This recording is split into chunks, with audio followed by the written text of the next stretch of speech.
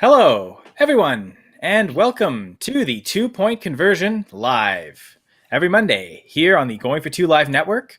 I'm Kyle Senra, and joining me are two of my co-hosts. We've got Dr. James Ferretti and Dan, also known as the B League Says, our producer extraordinaire. How are you two gentlemen doing tonight? I'm here. I made it. I worked last night. I got a little sinus infection thing going on, but it's championship week, and I can't let our loyal viewers down now when they probably need injury analysis the most. Not just for the injuries that we had this week, but the good news was we didn't have that many in the grand scheme of things. The bad news is that half the league is on the COVID list. Okay, maybe not half the league, but over 200 players, which is like, I don't know, 10 or 15% of the league. So that's a lot.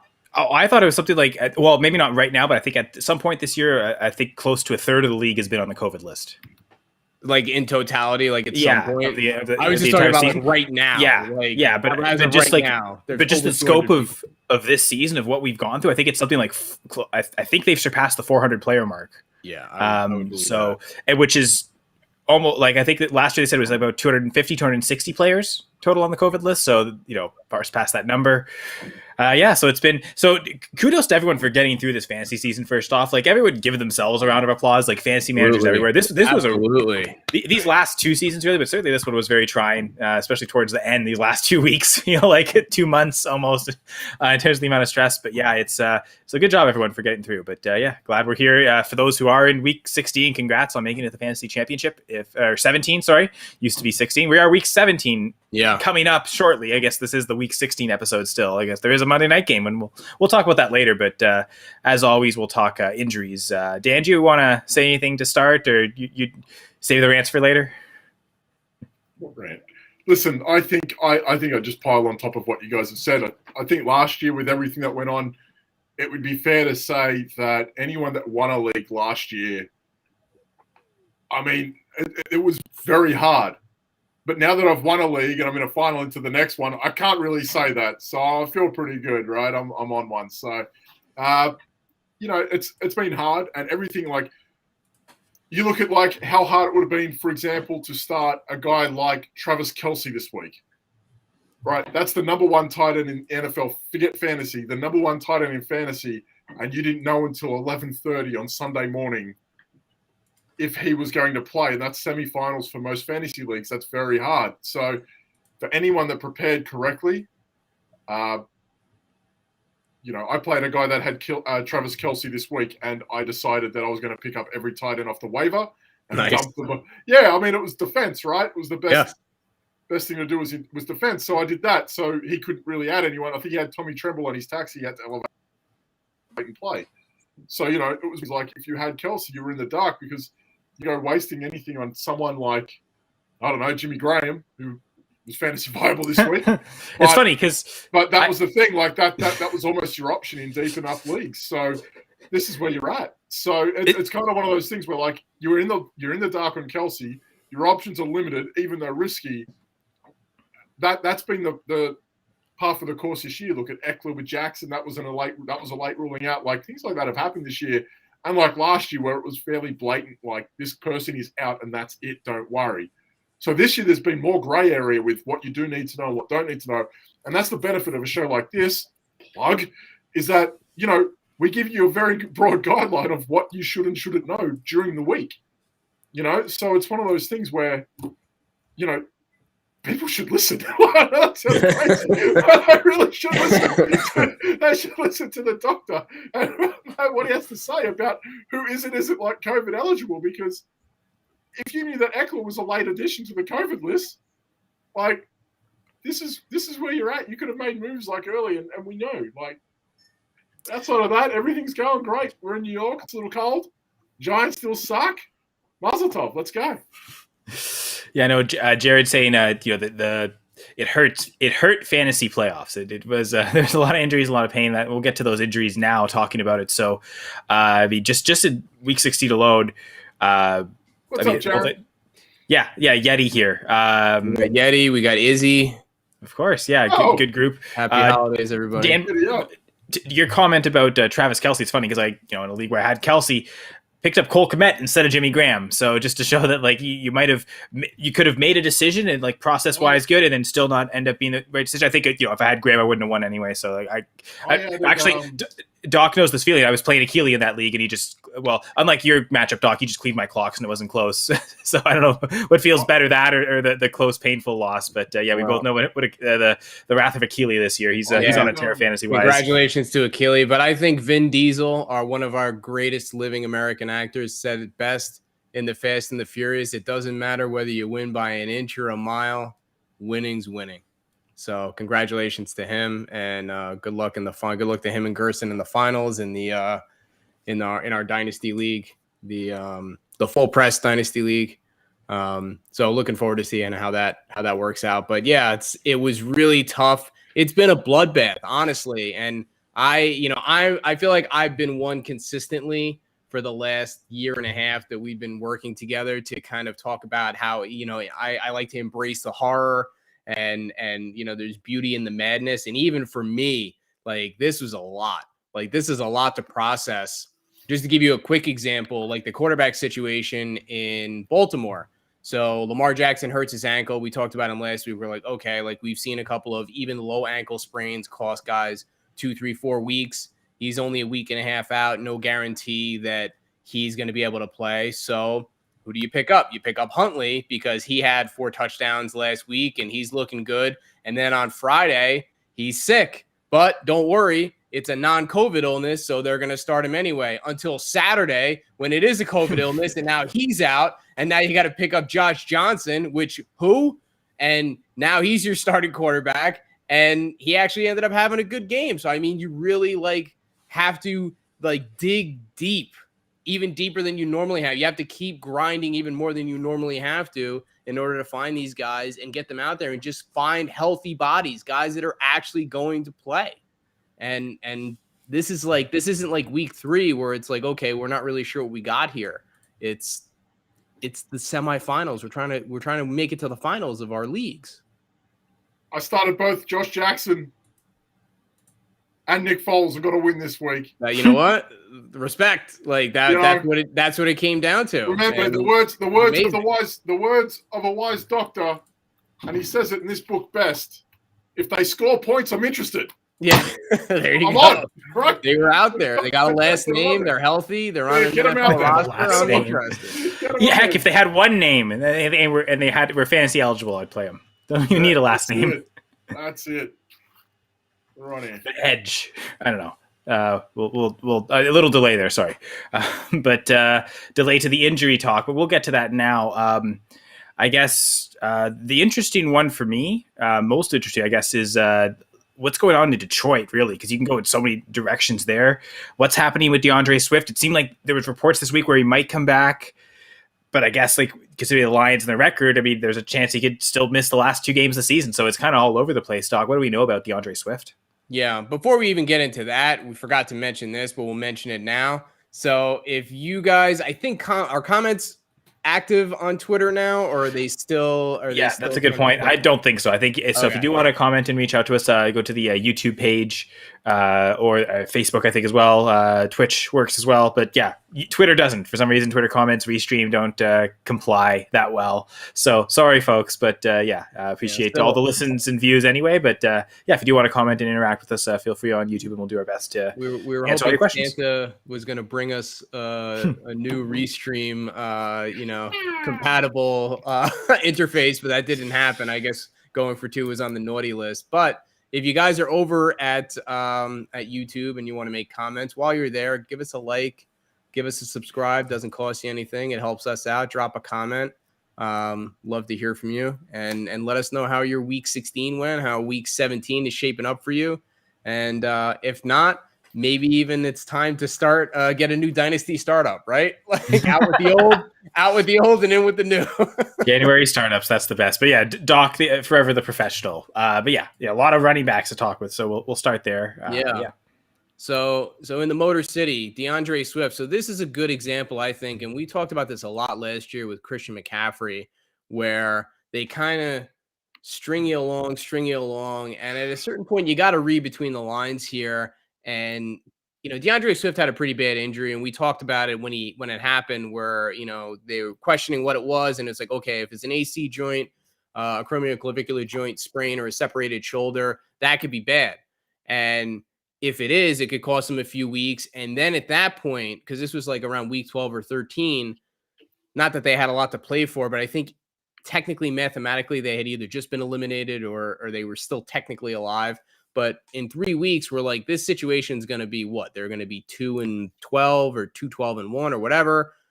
What incentive do they really have to bring Deandre Swift back at this point? That's what I have to ask you guys. I have to ask myself that. As much as, yeah, he's practicing, are you really going to run your future star running back out there? And we've seen how amazing he could be this year. I mean, this is a lost season for them. It's not like they're. Is it? I mean, it was a building block season. Like they got some wins. They really played gritty. It looks like they got a really good coach there who they really believe in, and they haven't given up on him. But are you like? I'll ask you guys, because honestly, I don't know. It's such a bloodbath out there. But I mean, my gut is telling me that they're not going to run him out there and risk him re-injuring himself, because this could still get worse. There's a bunch of little ligaments in that AC joint area that you could damage even further. It's not one of those things where he goes out there and he's kind of limited in what he can do. Like, he can make this worse. And now you really got a problem. Maybe now he's looking at off-season surgery, and then, all that goodwill that you built up in Detroit with, these kind of gritty performances and beating Arizona and all that stuff is out the window because you just shot yourself in the foot by taking out your franchise running back in a meaningless Week 17 game before you guys are getting ready to schedule your tee times. I don't know. I leave that to you guys. What do you think? Well, definitely not tee times in Detroit or Michigan, but hopefully they go somewhere warmer for that.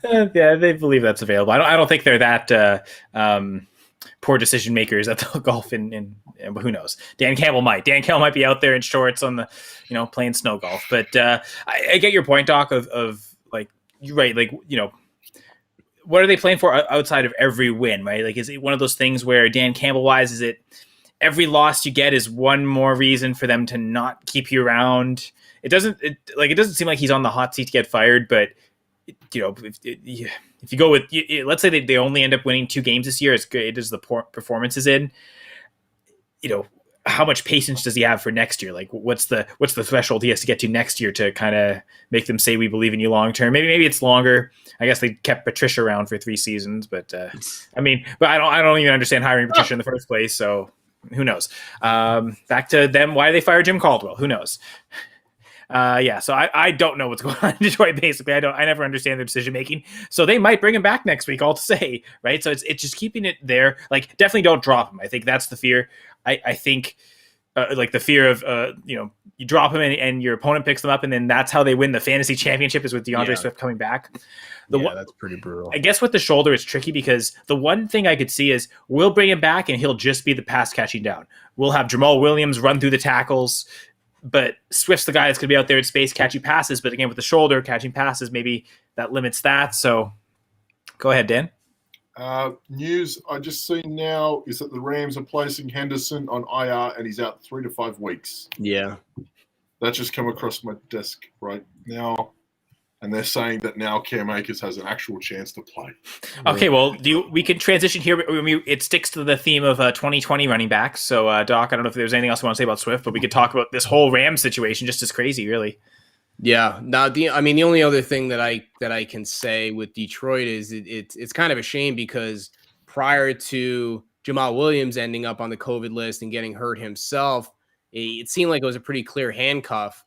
And, Jamal Williams was the guy who was going to be the one who benefited the most. And now I think it's a lot less clear as far as who benefits as DeAndre Swift is out in these kind of, I don't want to say meaningless games, but certainly less important games than some of the other like real life NFL playoff picture games. So I really don't know what to do with this. I think the Detroit backfield is one where it's best avoided unless you have no other options, which I say this, with the full knowledge that you may not have other options because of COVID, and things are going to keep rolling in with COVID. That was something I wanted to address before we really got into anything, is going into this week, just kind of want to make a blanket statement. It's like, you really, if you've grinded and you've gotten to this point and you're in the finals, like you really have to stay vigilant because there are deactivations that are going to be coming in every day. And there were deactivations that came in on Sunday. And you really don't want to get caught with your pants down because you have a Sunday night game and you don't have anybody else that you could sub in. And then Sunday morning at 11:45, somebody gets deactivated because of COVID and you're left holding the bag in championship week. So you really have to, if you don't have somebody as a clear backup on your roster, you at least want to have somebody on waiver wire speed dial where it's like you don't even have to think about it. You're like, if this guy's out, I know this guy's out there, I'm picking him up. And that's it. And you can drop guys that are injured. You know, if you're in a redraft league and you have Darrell Henderson, like he's gone. Like you're fired. Mike Evans is another one. He's injured and he's on the COVID list. So once you get notification that he's out, he's fired. Like all these guys, like if they're not going to play for you, like they can go.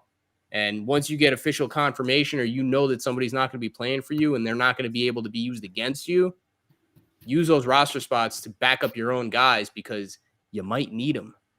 And I mean, you know, maybe ensure you've got a Sunday night, Monday night player on your roster anyway in case something happens. And I think check before every game time. And I think there's games Saturday again this week. So check Saturday before game time to make sure all those players are active. Do the same thing Sunday 1 Eastern, Sunday 4 Eastern, Sunday before the night. Like, you know, just make sure you're checking all those windows to make sure all the players you think you're playing are active. And like Doc said, prep ahead of time to make sure you have backups for especially the later game players when there are so few limited options available.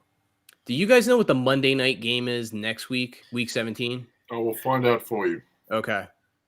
Yeah, right. Maybe just good to grab a player for that game anyway. There's no more Thursdays though, so that's right. That's the bonus. Thank God. But yeah, so while Dan's looking up while he's looking that up. Okay, Doc, so do you want to go on, Darrell Henderson? Yeah, let's talk about that. So I just saw that too. So, you know, they were... Oh, yeah, Dan's got it. Brown Steelers. A barn burner of a game on a prime time night again. Okay.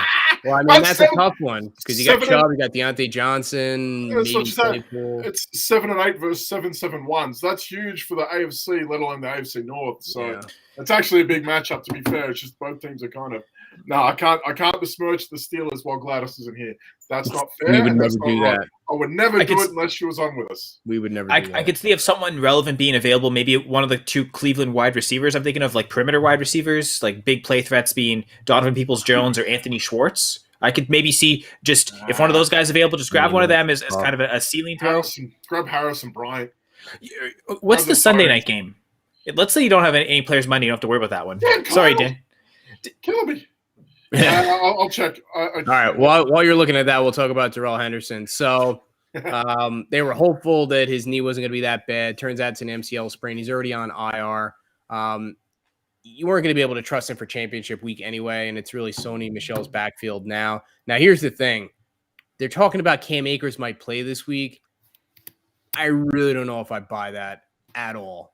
Like, it's not only is he back, I mean, and great for him. Like, he's back 6 months from an Achilles injury, which I remember, Kyle, we were talking about this over the summer, and Hamid was foaming at the mouth that he was, like, never going to be the same, and it was like, maybe. Well, that was me, actually.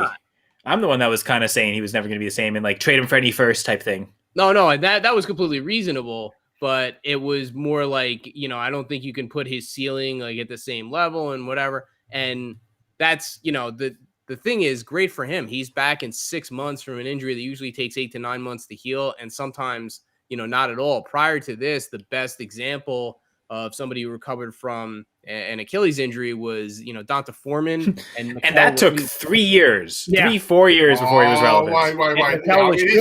He's not the talent. He's not the talent that Akers is. That's also true. The closest player to this for me, like, I don't want to go off the trail, but why do I feel like Emmanuel Sanders tore his Achilles? And he's been quite relevant for the past, 3-4 years since that happened in Denver?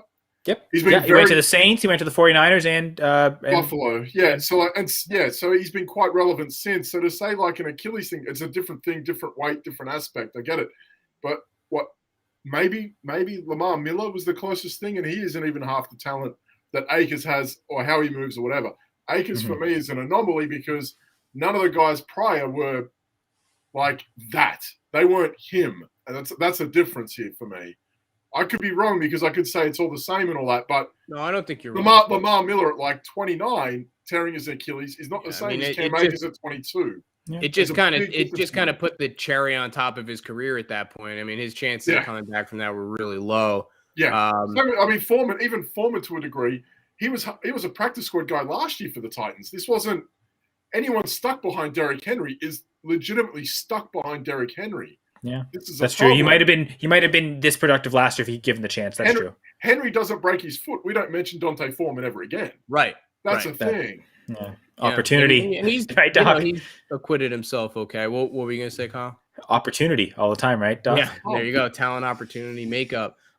So the thing with Cam Akers is I really find it hard to believe that they're actually going to run him out there. Yeah. Like I think it was a nice thing that they did to kind of reward him for all the hard work that he put in, and he's able to practice and stuff like that. But being able to practice and being able to walk is a big difference between going out there and getting into 30 or 35 low-speed car crashes over a 3-hour period and having 300-pound, 280 to 320-pound guys throwing themselves at your legs and your freshly repaired Achilles for 2.5 or 3 hours. So they got him on the roster so his season counted towards his pension, and that's a great thing. And kudos to the organization for taking care of their player like that. But all this stuff about McVay says there's a possibility of Cam Akers plays this week. Well, I mean, there's a possibility that the sun doesn't come up tomorrow, but I'm still banking on it. You know what I mean? Like I don't know. I don't know if I'm buying that. I don't know if I'm buying that he's actually going to get out there. We're all day to day. With the exception of maybe if they are in the victory formation and he's out there to take a knee, like that's basically as much as I think he's getting in there. I could be wrong, but I'm not rushing out to pick him up because I think he's going to get play. I think this is Sony Michel's backfield, and Jake Funk is probably next in line for meaningful carries before Cam Akers is. I do wonder, like, team motivation, is there a chance what they're going after is they want to give, because I believe they have to activate him like for a game day active within 3 weeks. And maybe they could stretch that out as far as they want. But also I do wonder, are they just having him as like a chance to get him looks in practice for 3 weeks, and they kind of can decide like what they think of his, like, in terms of recovery, and they can kind of decide how they're going to invest in the running back position this year, whether it's through the draft or through free agency, and maybe like how he looks is in this 3 week stretch might determine, how high they're willing to invest in the third running back on the team. Yeah, maybe. And, what I'm talking about is just for fantasy purposes. Like, he may actually get on the field and play in the playoffs. That's different. But this is a fantasy show. This is an NFL analysis show. So, and we are looking strictly 1 week. We're not even looking. So they might bring him in onto the season finale, get him a regular season game before the playoffs just to get 1 or 2 reps. But that doesn't affect fantasy managers at all. We are really looking just week 17. For our purposes, I would be very hard pressed to believe that he's actually going to play this week. And okay, so yeah, you're right. Jake Funk looks like he's second on the depth chart, Doc. But then there's also Buddy Howell, who returned a kick last week. I think it was a punt return or a kickoff, or it might have been a kickoff return. Whatever it was, he returned one for a touchdown. So kind of showing an impact play in a game where, the Rams kept turning it over on offense and special teams kind of came through. So I wonder if Buddy Howell, he's kind of bought himself an opportunity on offense to maybe even jumps Jake Funk. He might be the guy I'm looking at like as a kind of insurance to Sony Michel. So maybe I would look to have Buddy Howell as maybe more of the pickup, to be honest. Yeah. I mean, it's interesting. It's one of those things. I don't know how many leagues out there. Maybe there are leagues that play in week 18. Like, we're making the assumption that's true. That week I actually do have one, to be honest, but I didn't make the playoffs, so it doesn't matter. Yeah. For me, anyway. Sony Michel hasn't exactly been the picture of health throughout his career. So, he's had some issues. So it's definitely worth looking at that from an exercise of who benefits if Sony Michel gets hurt, because clearly Darrell Henderson is done for the season as far as fantasy purposes. So who's next? And what did you say? Buddy Howell and Jake Funk would probably be the beneficiaries probably before Cam Akers. I don't know if they get that far down, maybe Cam Akers gets a shot at that point, but for this week, I'm not buying that he's actually going to get out there. And Jared is right. I do have actually curling time booked for next week, assuming our curling league is going, to continue after the winter break. But it won't interfere with the Dynasty Gambit. I will just, with no more Thursday Night Footballs, we'll be moving Dynasty Gambit a little bit later to 8:30 p.m. so I can both curl and talk Dynasty on Thursday nights. Those will be awesome. It was Vikings at Packers Sunday night. That's true. Thank you, Dan. So maybe some good players like, Alan Lazard, perhaps, especially if Valdez-Scantling doesn't get removed from the COVID list. KJ Osborne, if Adam Thielen's no good to go with the ankles. There you go. We'll get there. But yeah, even definitely if it's have somebody else that's COVID clear, either on your roster or really close in case of emergency break glass. If you have the later players possible in your flex, you could even go at tight end if you're really desperate. A Tyler Conklin, Josiah DeGuara. Could even look at some of the Browns tight ends, Njoku, if he's available, Austin Hooper, Hunter Bryant, like any of those guys. So use the flex spots for those later positions, so you don't have to get stuck into at a particular position, being forced to play. I have to play this player at this position, even though there may be a better option, but it also just opens the pool. You do whatever you can to not take a zero. Anything after that. If you get a guy that's deactivated, right before game time, then you're scrambling at that point. But you just don't want to take a zero as a result of that. Whatever you get is gravy, and who knows? Maybe you get lucky. Maybe you get Isaiah McKenzie or Byron Pringle, and he wins you a championship. This is the time when fantasy legends are made. So you got to be there to win it. And then once you're there, who knows what could happen. You guys want to touch on the latest Achilles injury?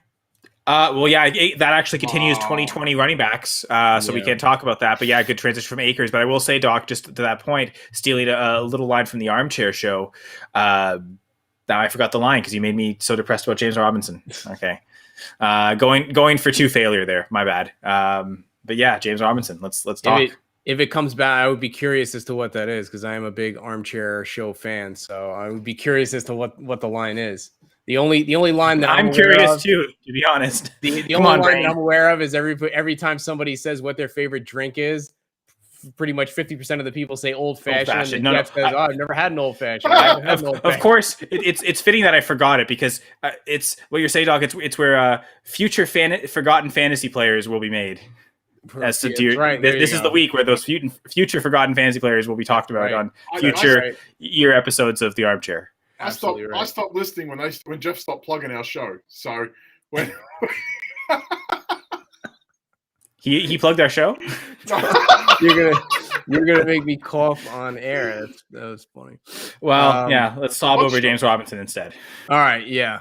So James Robinson, the latest to go down with an Achilles injury. So he's out for the rest of 2021. Potentially, this puts the start of 2022 in jeopardy. Again, typical timetable for this 8 to 9 months. But again, Cam Akers made it back in 6.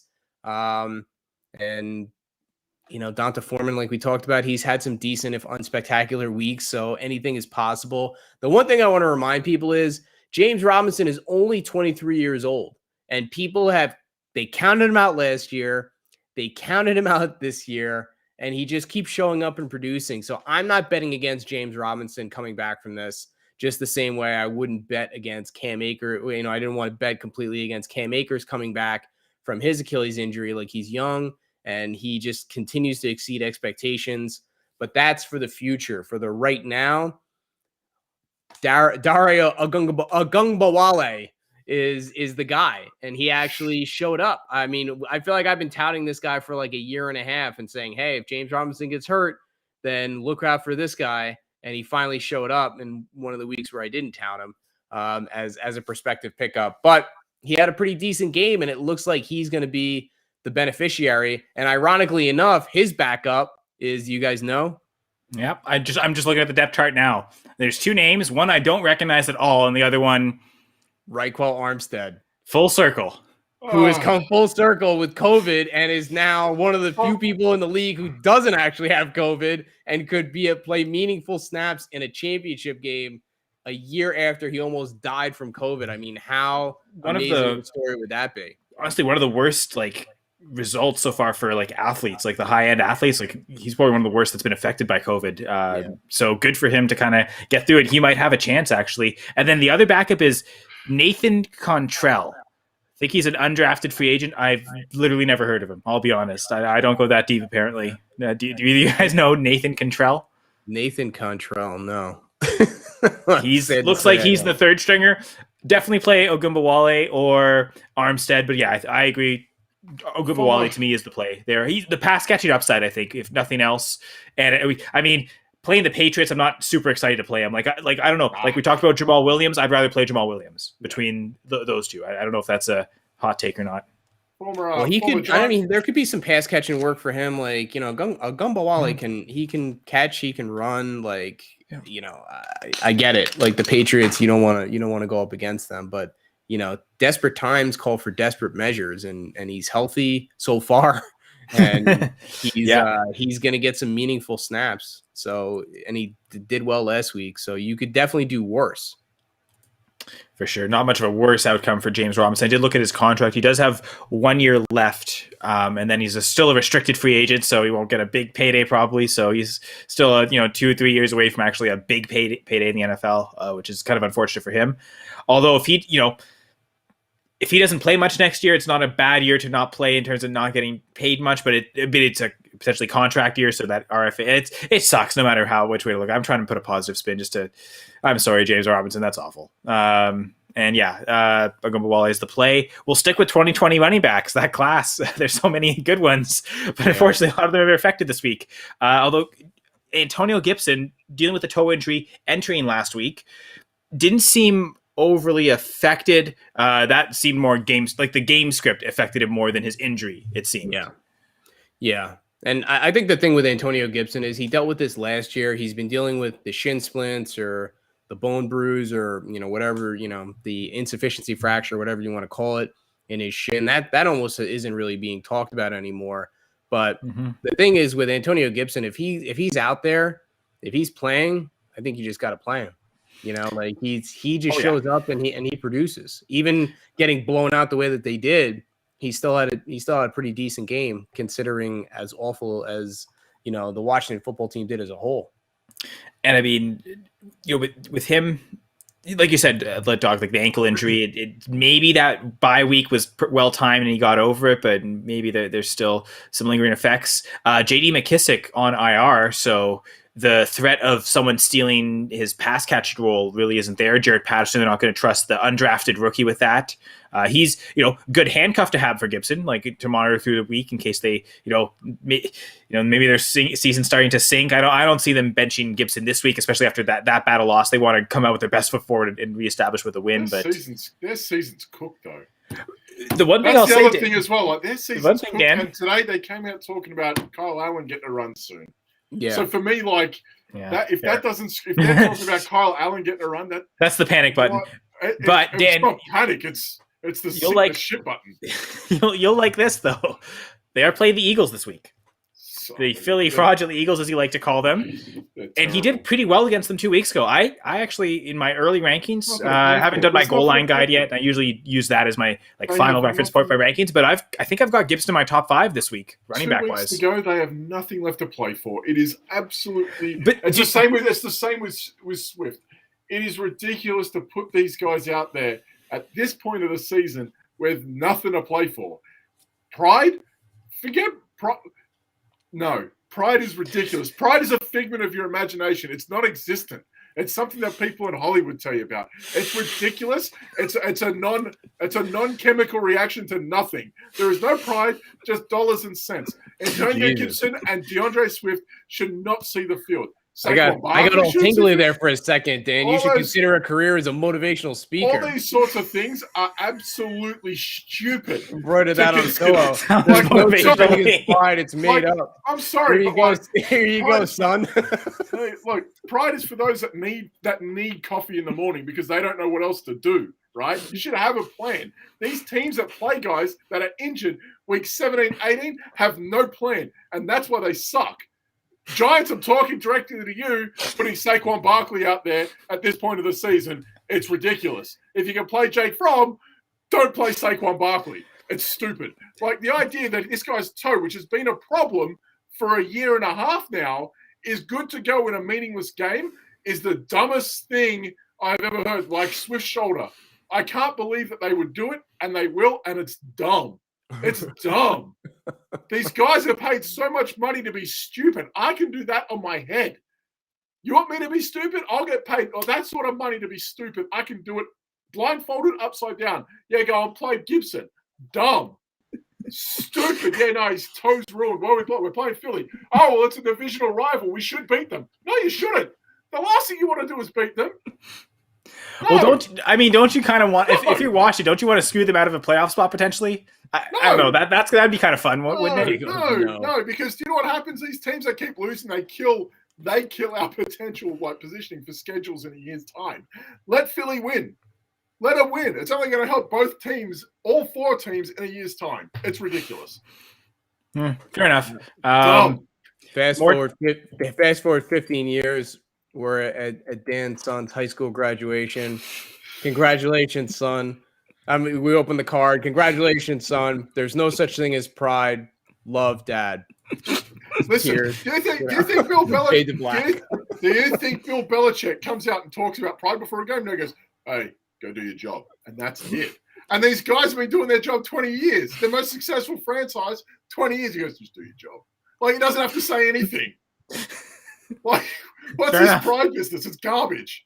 Yeah, no, do it for your shirt, but we're going to cut you in 3 weeks' time because you cost too much. No, it's terrible. Fair enough. Brutal honesty, Dan, as always. We'll keep with the 2020 running backs. Again, there's so many of them that are hurt. This time, Clyde Edwards-Helaire. Yeah. So he went out with a collarbone. He got ruled out. X-rays were negative, so that's the good news. If he had any heart, he'd play next week. If he had any heart, he'd play. Because they're in the playoffs, right? That's the difference. That's it. They need to play him because he needs to show he's tough. Play for pride. Well, they got an MRI. So the injury, they're calling it either a bruise or there could still be an injury to the AC joint.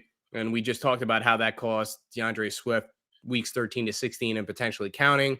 So he's almost assuredly out this week. So that leaves you Darrell Williams and Derek Gore as very, interesting pickups. Darrell Williams probably not available, but Derek Gore very well may be, and they could end up splitting that backfield coming week for a really high-powered offense. So that I'm very interested in that. Would you pick up, just to compare some of the other players we were talking about earlier, like, Dario Gumbawale, for instance? But you'd rather pick up Derek Gore over him, or are you still trusting maybe the pass catching role or the good offense? What would you prefer? No, I probably would go for the bigger offense because the thing is, like, this could linger with CEH. So they're not just looking at this week; they're maybe looking weeks going forward. So they get another situation where the Kansas City's blowing out whoever they're playing. Then Darrell Williams grabs the bench with both hands, and now it's Derek Gore's backfield, and he's getting garbage time, rushes and catches and touchdowns and things like that. So that could happen too. And that's not including like his 50-50 or 40-60 split during the actual game. There's a lot of touchdown potential there. So I'd be really interested in that. What a great team to get pieces of an offense for in week 17. Absolutely. Like, when you talk about teams that have players out on waivers like Pringle, Demarcus Robinson, Darrell Williams, maybe depending the size in your league, to think that the opportunity to get Chiefs players off waivers this week into your fantasy playoffs is obviously a lot depending on Kelsey coming back, being ready to go. I understand that too, but the idea that these guys maybe know Helaire, maybe know Kelsey, you should be all right, but those guys could be out there and they're cheap pieces to an amazing offense. It's madness to think, really. I mean, I think I lean with you guys. I'm not worried about Dario Gumbawale. I think I want players from better teams. I mean, even like Craig Reynolds could still be out on your waivers, and I know I made just light of Swift and all that, but like if he's out there still, he might even be an option. Jeff Wilson could still be an option. After what he did last week, had 120 odd yards, give or take. That guy's still an option. Jeff Wilson, he had 14 carries, 45 yards, but he had a touchdown, 3 catches, 12 yards. It was 2 weeks ago. 2 weeks ago, he had the 100-yard game against Atlanta. Right. So that was against Atlanta, though. I think it's kind of predictable in that. Only because they play Houston this week. And I only know that okay, never mind. That's a good. You're right. That's good. You see what I mean? So Jeff Wilson could be out there with no Elijah Mitchell. Hypothetically, that could change if Trey Lance plays without Garoppolo. That's another thing we'll get to, I'm assuming. But we'll get there. Garoppolo plays, you want one of those running backs from San Fran heading into next week. Hasty, Wilson, whoever, if they're out there over a Gumbawale or someone, you want better offense players.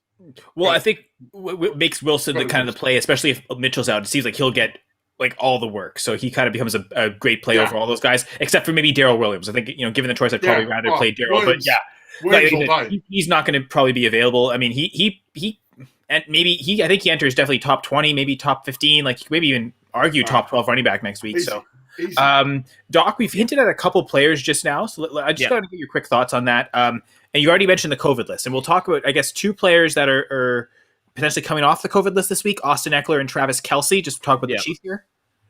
Yeah. So, I'm glad you brought that up because I wanted to touch on a couple of things with COVID. So we know like the risk is elevated for basically the entire world at this point. So that doesn't really make a lot of sense. Like every team has somebody on the COVID list, hopefully, it used to be like position players. There was higher risk because they were together. Now virtual meetings have hopefully mitigated some of that risk. But I mean, this thing is everywhere again. So it's really kind of hard to avoid. There's no guarantee that players are only going to miss 1 week with COVID. That's important because we don't know if they're symptomatic or asymptomatic or things like that. But let's just forget about COVID as just like a word, and let's just address like what it actually is. Like if you're vaccinated, it basically turns into a cold, and we've all had colds before. So the thing is, colds can be kind of mild, they can be moderate, or they can be really bad, and they can knock you. The symptoms can knock you on your ass for a couple of weeks. But even when these guys kind of test off the COVID list, that doesn't mean that they're miraculously recovered. You can have lingering effects from that. Like right now, I have a sinus infection and I'm congested and my nose is running and I feel kind of run down. And that sucks. And I'm just sitting here talking BS with you guys. If I had to go run around for 3 hours, I probably would be limited in my capacity to do so. If you have a cough, if you have lung inflammation, that's going to limit your ability to do athletic activities. So Tyreek Hill last week only played about 40% of the snaps, Exactly. and was a pretty disappointing fantasy performance. So, just quickly on that, would you trust Tyreek Hill next week? I guess you almost don't have the choice, and you think I don't. That's what I wanted to bring up. It's like you need to at least be mindful, not necessarily making a blanket statement, but you have to add it into your process of decision making. Players that are coming back in their first week post COVID, so Austin Eckler, potentially Travis Kelce, Dalvin Cook, maybe. You're probably going to fire these guys up regardless, but that's not the guys I'm talking about. It's kind of the guys that are, I don't want to say they're more marginal, but they're not superstars, that if you have better, other similar healthy options or guys that are not immediately coming off the COVID list, then maybe if it's close, you want to give those guys the benefit of putting them in your lineup instead. Because Mike Williams. Yeah, Mike boom Williams. Bust player, Mike Williams. Oh, he's already been ruled out. Sorry. Yeah, because he's unvaccinated, so he's out for 10 enough. days, so he's already out for this week. I was thinking boom bust player would be a really susceptible one to bust after a game after the COVID list. Sorry. I'll give you a guy. It could be a guy like we're talking about Monday Night Football next week, Donovan Peoples-Jones, right? Mm-hmm. He's a guy that's in a decent position as a second receiver on a team, but he's replaceable.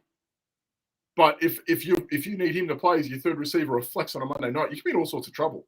Yeah. We half hinted at that anyway. Yeah, and if you got Peoples-Jones, make sure you maybe pick up someone else like Schwartz or maybe a random Steelers player, right? Like you don't want to leave yourself out on an island with those guys. Those guys, really don't. like Champions Week. Please put them in your flex.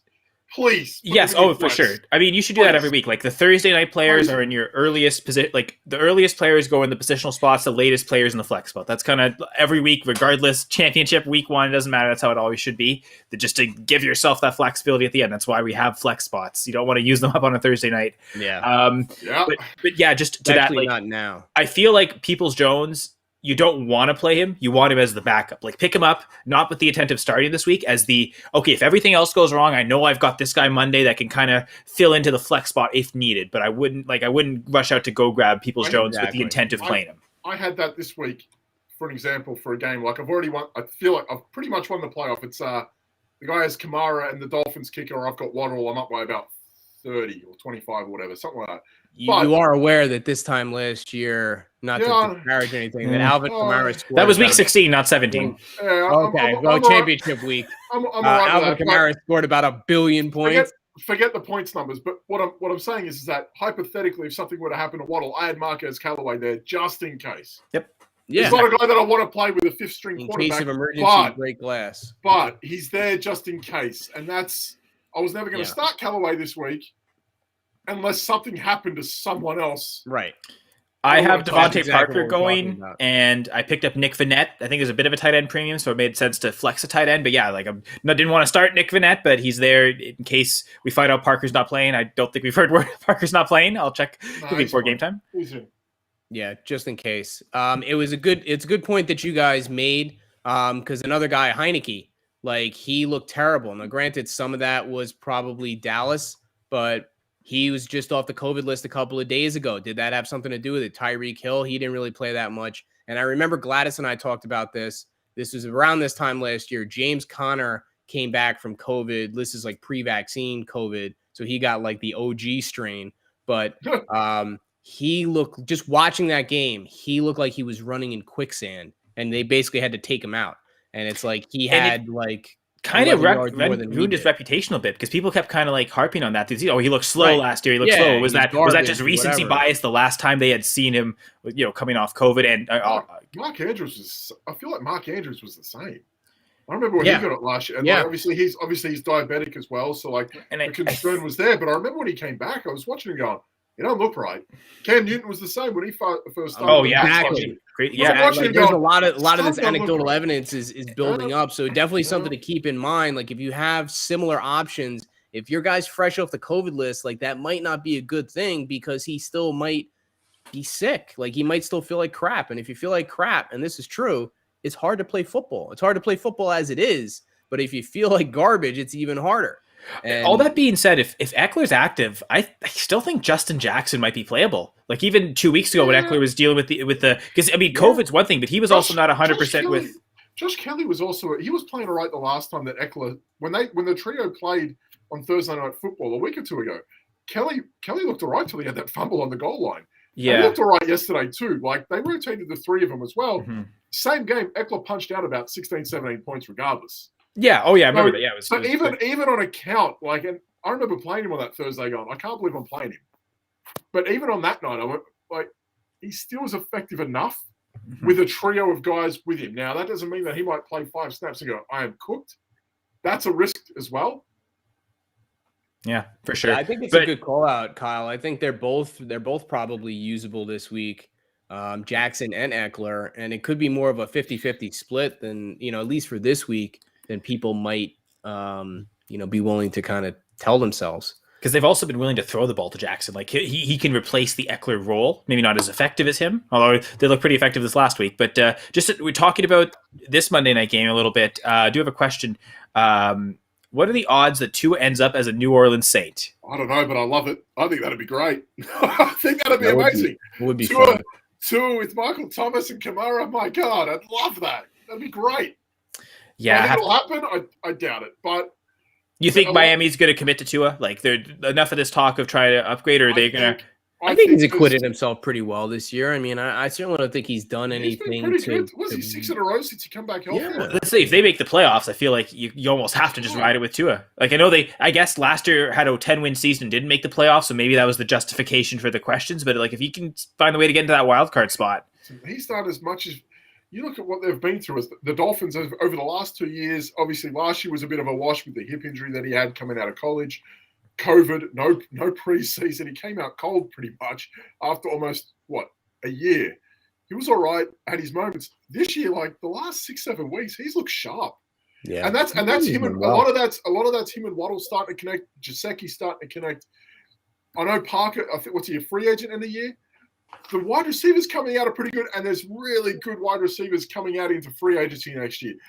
I would love to see someone like Allen Robinson down there. I would love it. Love it. Someone like him, a veteran receiver to help Waddle, help Tua. Parker could end up staying. That's also a possibility as well. But there are so many good receivers coming out into free agency next year. Miami, if they don't make a splash, they're crazy, and that would say something about Tua as well. That's what I'd look for. If they don't make a splash in free agency with some of these receivers coming out, that's a problem because they keep dropping Jakeem Grant, adding Isaiah Ford. Like they're doing some crazy business out there, Like that's good. They have their moments, but at the same time, like they do all right if they can get behind him and actually invest in him. They get good receivers in there. It doesn't matter who their quarterback is the next 3-5 years. They're going to do something regardless. Yeah, so thank you, John, for that question. Yeah, interesting scenario.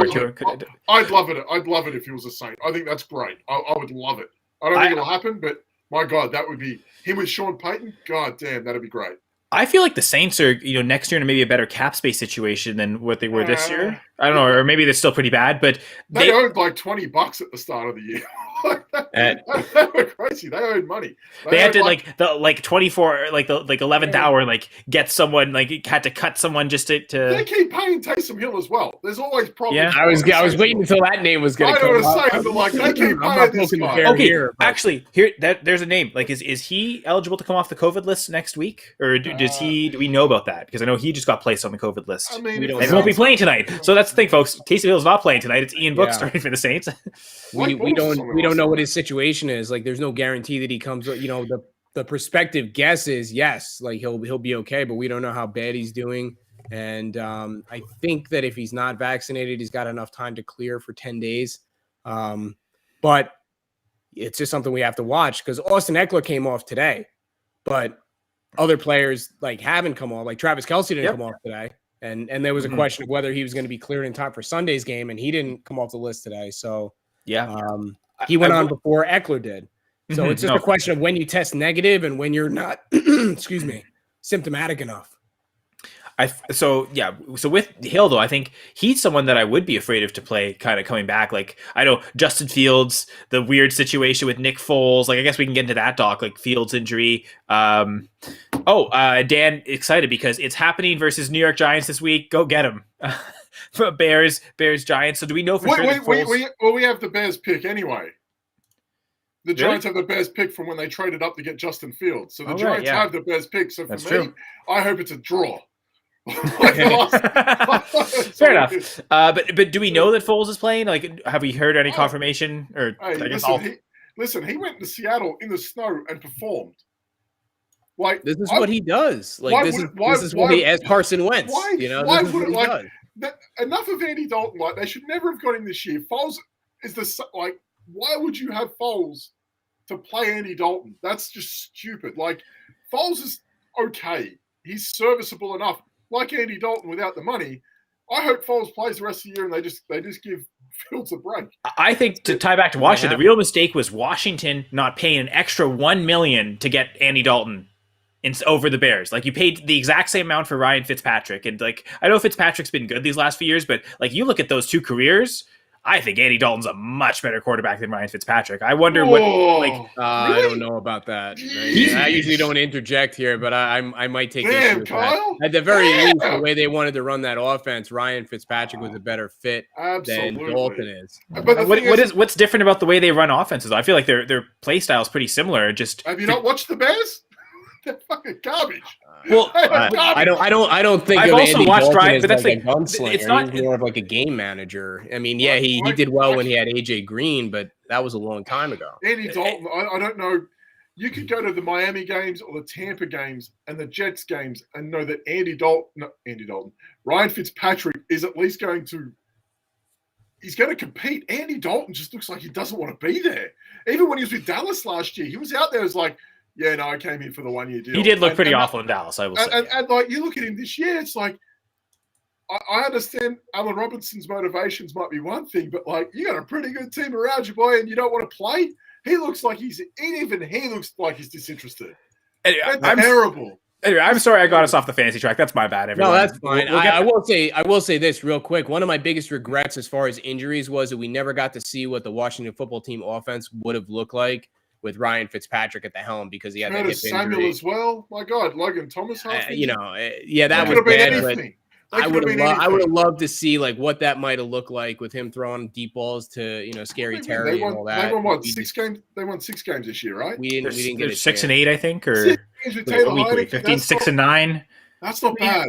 6 games. That's honestly not that far off from their record last year, to be honest. I don't know. I'm not convinced he would have been that much better than Heineke personally, but that's they'd be at least 500. Maybe. I mean, you might be right. I don't know. Heineke's better than people give him credit for. But let's talk about Justin Fields. So he missed Week 16 with his ankle, and that paved the way for Nick Foles to kind of come off the bench and get the W, as Dan alluded to. With this, we just have to watch the practice reports, and there's no guarantees that he plays this week or for the rest of the year. We're kind of in that nebulous area of, is the guy healthy enough to play where we're going to hold him back type of thing. So we really don't know. The one thing I'll say, I mean, they came out, was it Friday or Saturday, and said that this was happening. So this isn't something that we got blindsided with. Like, this was something we knew was happening. I would have said don't play Foles simply because, okay, we know he's starting, but what's the leash like? So, but I guess getting the win, he's probably, if he's going to start, he's probably giving himself, like, you're the starter, you're not going to get pulled. Yes, right. Dan. And he had, in fairness, Sorry, he was Dan. having a pretty crappy game until the end there, and then he kind of turned it around. Isn't that always Nick Foles? Like, that's a microcosm of how his season's his all the style. time, too. It's at the end he's best. We always talk about things in clusters as well. It looks like the Raiders have been hit with a few guys with COVID. Yeah, okay. So if you have, like, Superflex, Derek Carr, you got Hunter Renfrow, Fossmore, and Josh Jacobs, it's something you might want to keep an eye on as well. There's just some guys that hit the list. Yeah, I mean, but just to see close tracing afterwards. Yeah. Inconsequential, but it's like Brian Edwards, Marcus Mariota. But as we you say, got to be vigilant. I love how Brian Edwards is inconsequential, but that's. I'm just saying, if there's one, there's two. If there's two, there's 15. Yeah. So no, for real. But the thing is, you have to be watching if you're not checking the COVID list for guys that are getting deactivated, or you're not getting notifications on your phone, or whatever the case may be at this point, and you're in the finals, like, you're setting yourself up to get blindsided, get the rug pulled out from under you, and to lose the finals because you find out, 2 days too late that one of your guys or multiple of your guys are on the COVID list, and you're scrambling to pick somebody up, and the waiver wire, there's nothing left in the cupboard. So you don't want to be that person. Honestly, even COVID, because we had a Week 16 final in one of my contract leagues. It was an IDP league, Dan, and I lost because I didn't pick up Justin Jackson. My opponent did, and I'll check the final score. That, like, his 30-point game might have made up the difference. It was close. It would have been really close. I mean, had it been opposite, where I had, like, Jackson starting, that would have been amazing. But even just to take him away from my opponent, I might have still won. So, like, even just something that I mean, that was COVID with Austin Eckler, so pay attention to that. But, like, just knowing what guys to go pick up sometimes, and that wasn't waiver, that was like free agent. And I remember that same day I was going up and picking up all my IDP players I was going to play for the week on the weekly contracts, and totally missed Justin Jackson, thinking, Tyler Boyd in the flex, that'll be fine. I mean, Boyd did well, but not Justin Jackson well. So just kind of shows it happens. And I mean, for people, I had a great season. It was a high scoring team, first place, and then lost. I don't have a title because I didn't pick up Justin Jackson. So it just shows where it is, folks. So don't let my mistake be in vain, and learn from it. Now, to be fair, I do have Jackson a couple other leagues. Definitely helped me win a semifinal. So hopefully I win that league. But talking quarterbacks, Jimmy Garoppolo, Dan's message here. I won't read it out loud, but thumb UCL. There's a few other words there, a few expletive things. We're not going to say. So this injury, this is the one that comes up, and for people that ski, you get this injury sometimes if you fall on the ski pole and you kind of bend your thumb back. That's kind of, it used to be called gamekeeper's thumb. Now it's called skier's thumb because that's more relevant. But basically, what is it? It's the ligament that's there in the thumb that gets injured, and sometimes you can even pull a piece of the bone off with it. And that looks like what happened with Jimmy Garoppolo. So, it turns out he was doing okay. And then Aaron Andrews asked him how his thumb was doing, and he said, not so great, baby. So the issue with this is he might actually need surgery. I know they're talking about that he is going to try to gut it out. The issue is that once the ligament gets injured, if it gets pulled out of place, there's other structures that are in that area of the thumb. And if it gets pulled out of the way enough and those things get in the way where the ligament is now not where it's supposed to be, it won't heal on its own. So you can't just brace it and splint it and go out there. It's not close to where it's supposed to be, so it's not going to heal. You have to go in and surgically replace it, put an anchor screw in there, and then it'll heal. So all this talk about, that he's going to try to play through it, if he needs surgery to repair this thing, he's not going to play this week. And that makes Trey Lance on deck for possibly a championship game berth, and he becomes really interesting. Listen. If Jimmy Garoppolo had any pride, he'd play this week. I thought pride didn't exist. That's all right. I'm just saying, if he had any, he'd play. If it doesn't exist, is that a confirmation that he's not playing? He's not going to play. Come on. But I mean, seriously, Doctor, how long could this be? Like, is there a chance we see Trey Lance in the NFL playoffs start a game for the 49ers, assuming they make it? Yeah.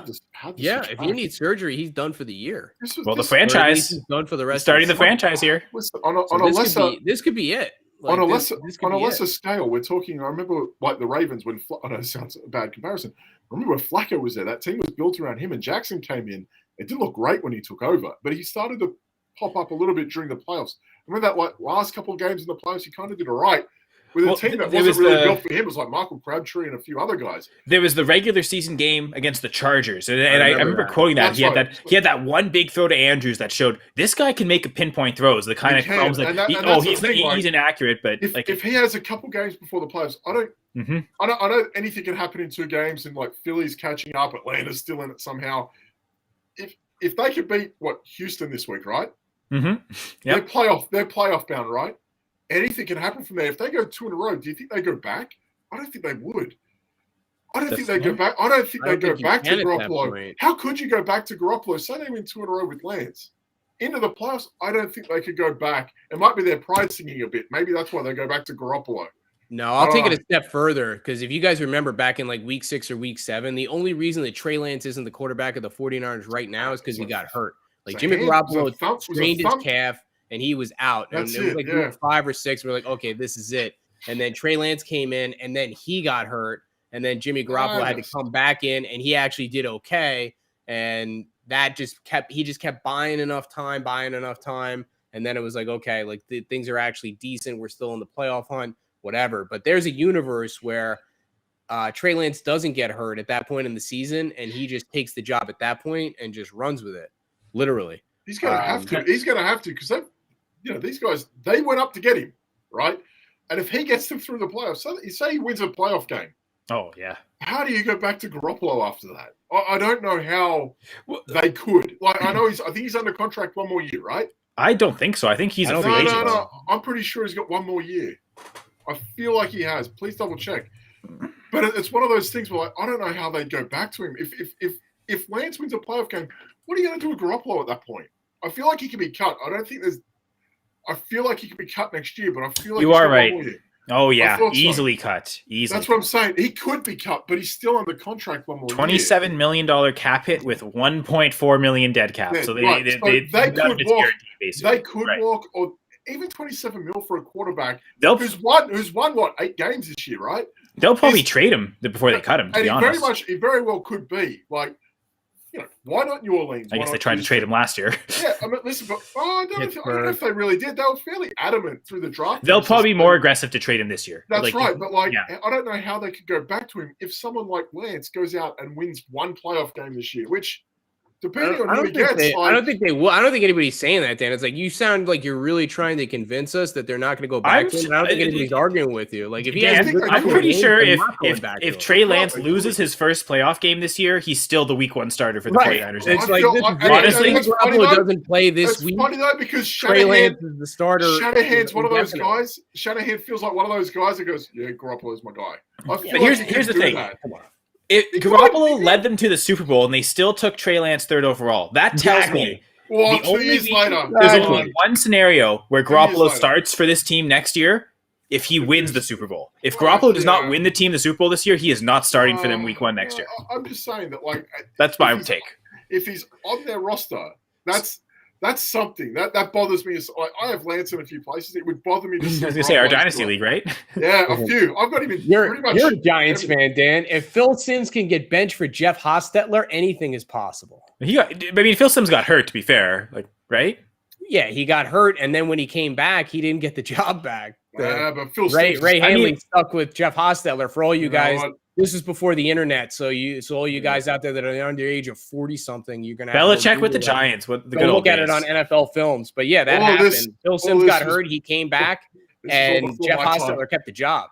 This is all before my time. He doesn't even know who Phil Simms is. He's a guy on the radio. He's some guy on the radio. His son's a jackass. Listen, that's not that far off, to be honest. I came in. Phil Simms is. Listen, I was first introduced to the NFL in the Victor Cruz era. Right.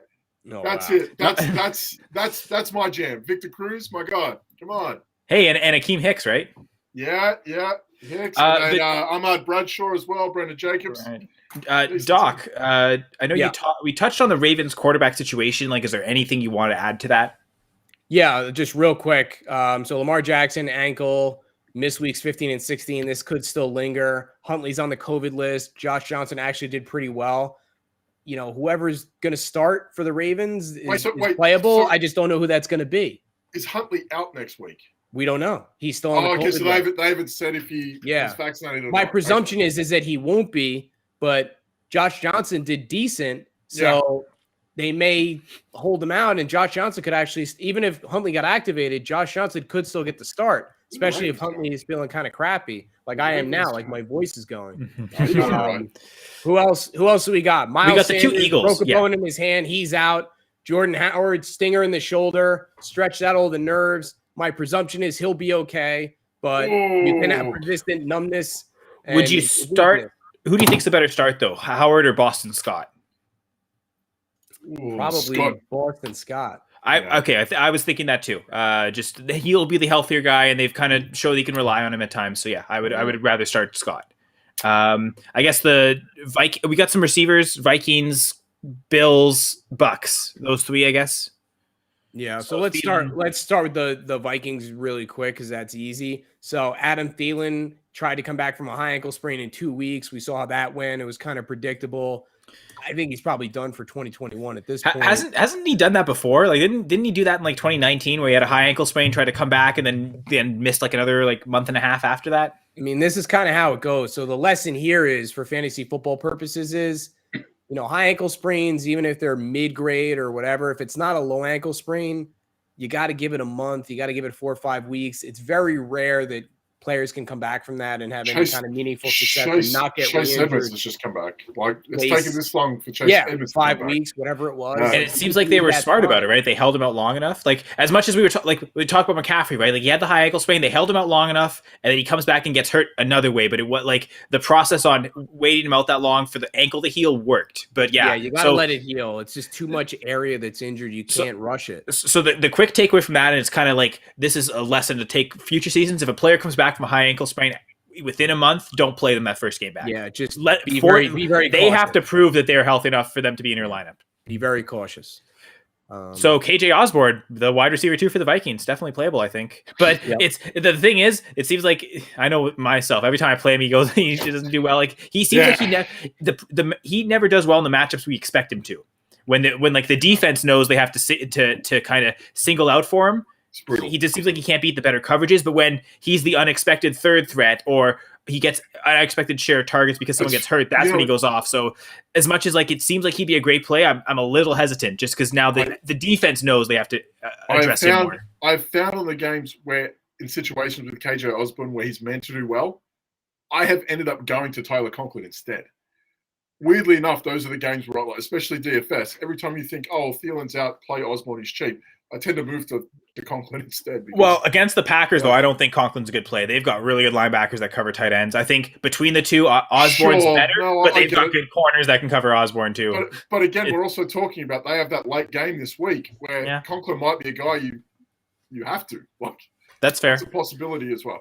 He's a good backup tight end to have because he plays later than all the tight ends. So like if your starter is out, you don't have to like play your backup before you know that about your starter. I guess it's almost 8:15. We should get to the Monday Night Football game, but I guess there's a few Bills receivers on COVID list. Corey Davis, Cole Beasley. I believe they're both going to miss Week 17. They're both unvaccinated, so the 10-day period. I'm not. I know that Cole Beasley is. So I think it's close. I thought I remember seeing reports that Davis they announced it was going to be out 10 days. So I saw they were both out for the next. They're both all right. Then that makes sense. So Isaiah McKenzie is kind of the number 2 there because Sanders. Isaiah McKenzie, let's go. Yeah, let's go. He had a career game, but he looked the part. Like it seems so. Like how he was winning seems sustainable. It wasn't all just big plays. Like he's getting open consistently, and Allen was going to him. So I could see him maybe not getting that many targets next week, but certainly I'd rather play him than KJ Osborne. He looked like he was playing for Pride last week. It was great. Yeah, I'd play Isaiah McKenzie over KJ Osborne. Easy. Yeah. Okay. Yep. Just so we're clear on that. And then I guess, Bucks, Ty Johnson ain't it, as Dan pointed out. Scotty Miller ain't it either. Rashad Perryman is off the COVID list, and Mike Evans, with his hamstring injury, is now on the COVID list. So I think almost assuredly he's going to be out this week. Antonio Brown looked really good. He basically is the guy there until proven. Him and Gronk are it until proven otherwise. Don't really trust anyone else to start, because as much as like Perryman's got the skill set, but again, coming off COVID, like that's the example, right? Like he's the type of player that you know, the boom bust, you know, run long for the big plays, like that might not happen. So yeah, I would definitely not play Perryman next week. The Bucks play who next week though? I'm finding that out now. Okay, they play the Jets. So that's right. I think Rojo. I ranked Rojo really high this week to start, because I think that's a game where they could just, like we saw it this week with Brady, right? Like he had a pretty good game and still only threw one touchdown, and not a great fantasy game because they were up so early against the Panthers. Like you can't tell me that's not going to happen against the Jets. And Brady loves beating up on the Jets, so play Rojo this week. That's what I'll say. Darren Waller, Doc. That'll be like, I guess, the last guy. We'll end with your Raiders before we end the stream. Yeah. Do we know anything about Waller? And yeah, we just know that you know, he still has this kind of lateral knee iliotibial band thing, and he's been out since week 13. So he missed 13, 14, 15 in last week, and he didn't practice at all. So you just have to see if that changes. The Raiders still theoretically have something to play for, so if he can practice, then he becomes intriguing. But until you see him get back on the practice field, then I don't think you can really take it seriously that he's going to be out there. And you know, Foster Moreau has double-digit PPR points the last 2 weeks, so you know, don't be afraid of him. Like he's been decent as a fill-in. Probably better than Conklin. Yeah, sorry, I'm just dunking on Conklin this week. I'm sorry, I don't like the Vikings for some reason as a Packers fan or something. But yeah, I think that's it for injuries. So I know, Doc, if you want to head out of here, Dan, I guess Monday Night Football's already started, Dan. I don't know if there's any point doing the Monday Night preview. We can go through the polls if you want, since you did all the hard work. You guys might as well, since you did the polls. But what I will do is do a quick read, and then I will leave you guys to it, and then I'm going to go take some Advil sinus. So hey, look, we're at that time of the year. You know, you didn't make it to the finals this week. You know, don't despair. If you did make it to the finals, you don't want to be at the mercy of vague and misleading injury reports, and you definitely don't want to lose the title because of it. Am I right? Of course I am. So I'm here to help you take home the title with the book. My book, Injuries Suck, but Your Fantasy Team Doesn't Have to. I'll give you a clear approach to player injuries, media reports, and coach speak, which I'm guessing this week you're going to need. How to act quickly and with confidence when injuries or COVID takes out your players. Available on Amazon and eVersion.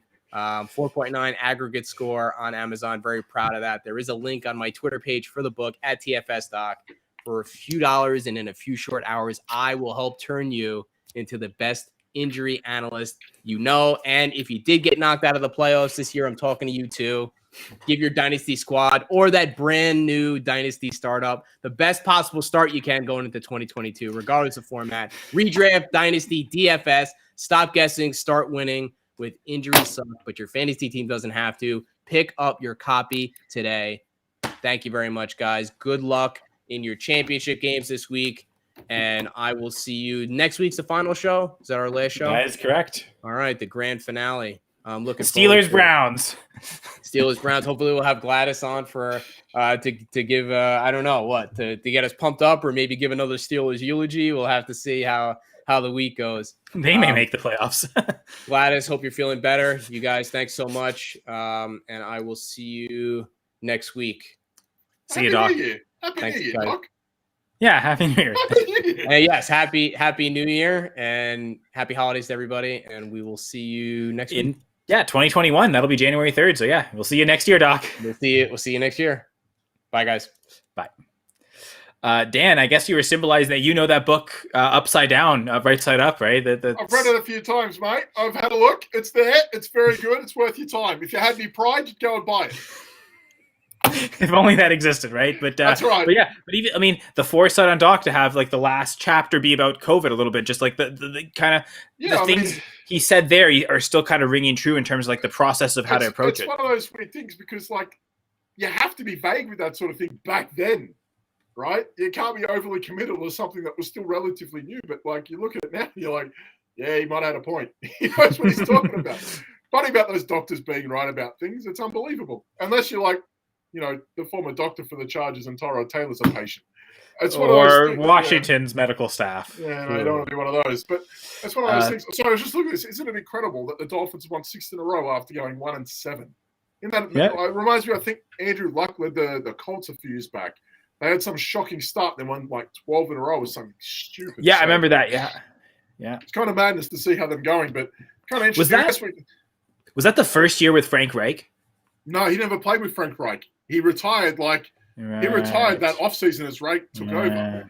Week three. I remember this because it was my dynasty draft. Thank you, Andrew Luck. You beauty. Week 3 of the preseason. It was like week 3 of the preseason, and we drafted that night. Yeah. So I remember I was at a cottage draft, and someone spent their second or third round pick on Luck in a single quarterback league. Yeah. I flew all the way back to Sydney for our dynasty draft, and it was a keeper league transition into dynasty, and he was one of my keepers as it was. And I remember I took the draft. It was like round 20. My older brother's looking at me. I'm like, something's not right here. Like when he's looking at me, he's had a few beers in him. He's like, just looking at me. He takes Jacoby Brissett. I'm like, oh, what's going on here? Why is he taking Jacoby Brissett? And he sent me like a text message. Andrew Luck retires. I'm like, oh no. Oh, no. That's all right. All good. But yeah, Dolphins Saints. That's good, and I mean, a little unusual to see it over under at 37. Yeah, I mean, a lot of the games this week, and I've been talking about. I do a show for the Dynasty Rewind. How you going, guys? I do our DFS show, and I go over the implied totals.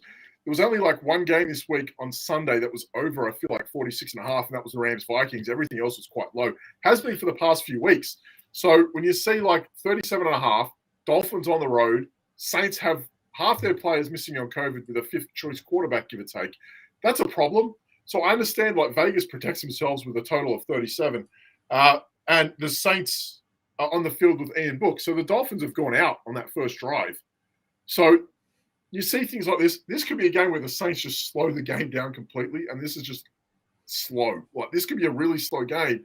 So for someone who has Kamara, Traquan Smith, Nick Vannetta, as you said, if someone's in tight end premium, then that's something. Tagovailoa, Gaskin, Johnson, all these Dolphins, Parker, Gesicki, Waddle, whatever. It's going to be a problem. Like, if you're relying on someone in this game, outside of Kamara, maybe, this could be a very big problem for those looking for points in a game with a high implied total, because this just isn't it.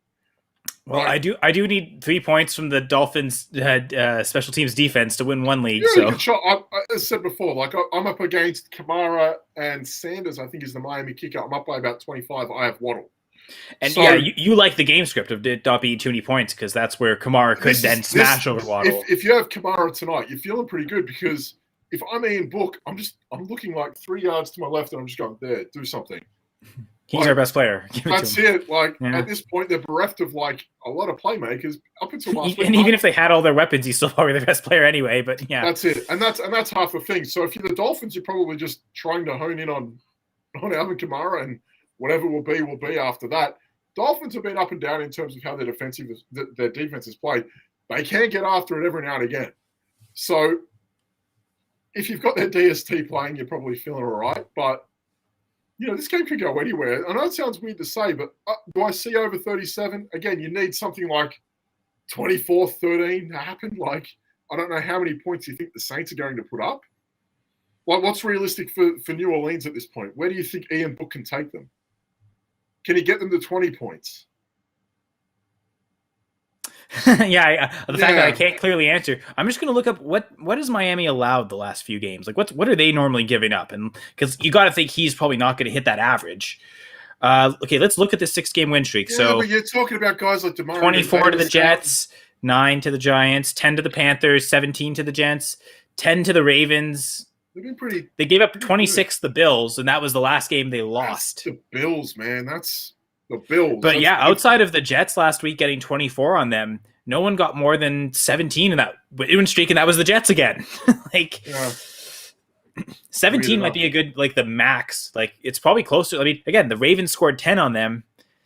Do we see Ian Book really outdoing the Ravens offense? Maybe he's got Kamara, maybe 13. Yeah, 13-14 might be about the most. You're right there. Yeah, but that's about the Dolphins. Could they get to 25 points or not? That's what you're kind of betting against. Straight to Kamara. Like that's what you want to do. This could be a huge Kamara game, whether you want it to be or not. Like we've got his odds a little bit lower, but why are you just not giving it to Kamara like 25 times? I don't know why you wouldn't.